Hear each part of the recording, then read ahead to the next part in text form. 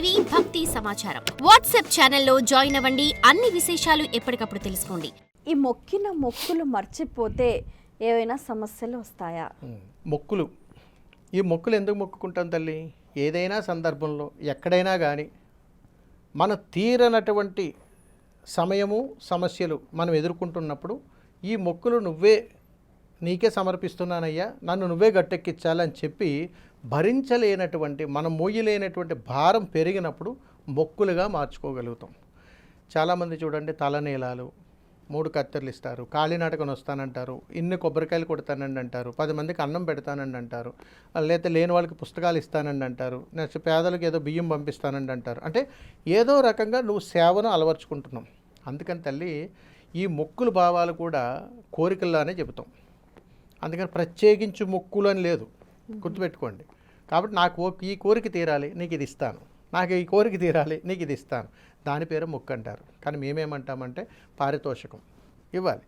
ఏమంటే నాకు ఈ పని చేసి పెట్టండి, మీకు ఇది ఇస్తాను. అందుకని భగవంతుడు కూడా ఏం చెబుతాడంటే, నేను నీకు అన్నీ చేస్తాను, నీవు నాలా సేవాభావాన్ని కలిగి ఉండు.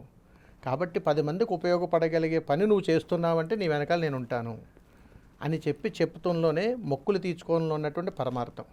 అందుకని మనం అంటూ ఉంటాం, మా పిల్లగాడు 10వ తరగతి పాస్ అయితే నీ గుడికి మోకాళ్ళ మీద వస్తానండి అంటే ఇది తీరని కోరిక కాబట్టి దాని మొక్కులతో ముడిపెడుతున్నాం. ఆయన ఏం చెప్తున్నాడు? సంకల్పంతో నన్ను అడుగు, నేను ఏదైనా చేస్తాను అని అంటాడు. అంతే తేడా ఇక్కడ.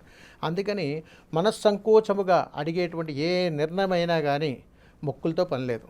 భగవంతుడు వెంటనే చేసి తీరాల్సిందే మనకు. అందుకని భగవంతుడిని మనస్ఫూర్తిగా కుటుంబ సభ్యులందరూ కూడా కలిసి ఒకే ముక్తకంఠంతో భగవన్నామస్మరణ చేస్తూ భగవంతుని అడగగలిగితే ఏ కుటుంబంలోనైనా సరే మొక్కులతో పనిలేదు తల్లి. అలాగ తీర్చుకోలేనటువంటి మొక్కులు ఏదైనా ఉంటే, ఏదైనా ప్రమాదమా అరిష్టమా అని అంటే మొక్కులు ఎప్పటికైనా తీర్చబడతాయి.